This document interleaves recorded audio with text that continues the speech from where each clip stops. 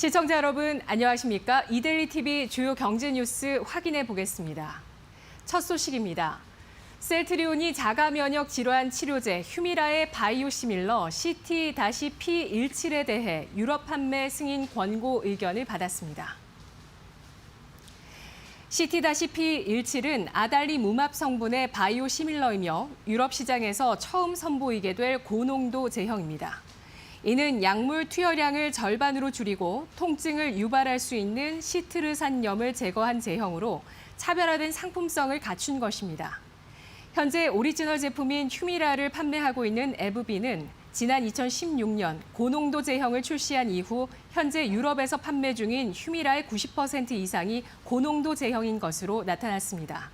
셀트리온은 기존 바이오시밀러 제품들이 넘보지 못했던 고농도 휴미라 시장을 직접 공략한다는 계획이며 CT-P17 허가 후 판매가 본격화되면 선호도 높은 고농도 제형으로 시장이 본격 재편될 것으로 예상하고 있습니다.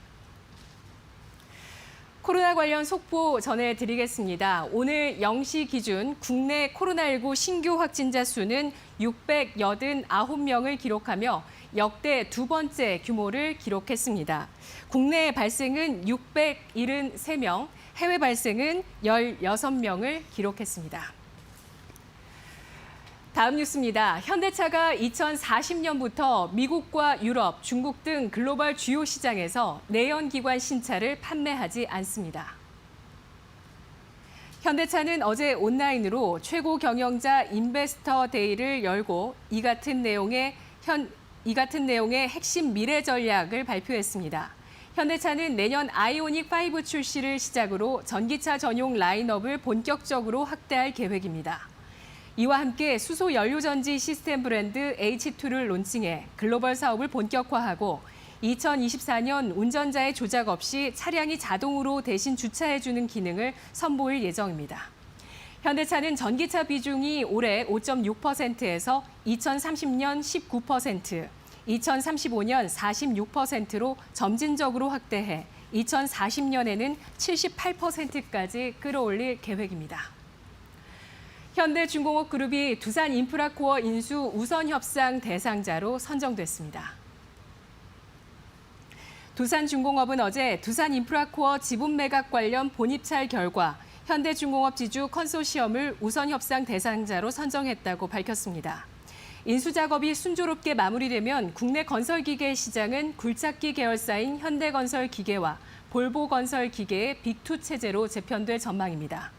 이번 인수가 마무리되면 현대건설기계는 국내 1위, 세계 7위 업체로 뛰어오를 전망입니다. 다만 두산인프라코어 매각의 최대 아킬레스건이었던 두산인프라코어 차이나 소송에 따른 우발 채무 문제는 여전히 걸림돌로 남아 있습니다.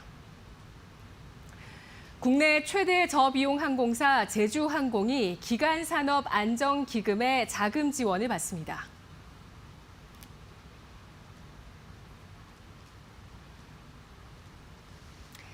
한국은행이 부동산발 가계부채 급증에 대해서 경고하고 나섰습니다. 한국은행은 어제 2020년 12월 통화신용정책 보고서에서 주택 공급 부족과 완화적 금융 여건의 지속, 주택 가격에 대한 추가 상승 기대가 여전히 높다며 가계대출은 당분간 예년 수준을 상회하는 증가세를 이어갈 것으로 보인다고 밝혔습니다. 지난달 은행권 가계대출은 정부 규제 직전 막차 수요가 폭발하며 한 달 새 13조 6천억 원이 늘면서 2004년 통계집계 이래 가장 큰 증가폭을 나타냈습니다.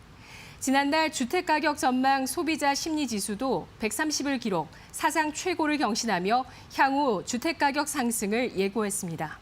한국은행은 현재 가계대출 연체율과 분포도를 볼 때 단계 부실화 가능성은 낮다면서 중장기적인 금융 안정에 큰 위협이 될 수 있어 가계부채 안정 노력을 강화해야 할 것이라고 강조했습니다. 지금까지 이데일리 N이었습니다. 이어서 간추린 뉴스 전해드립니다.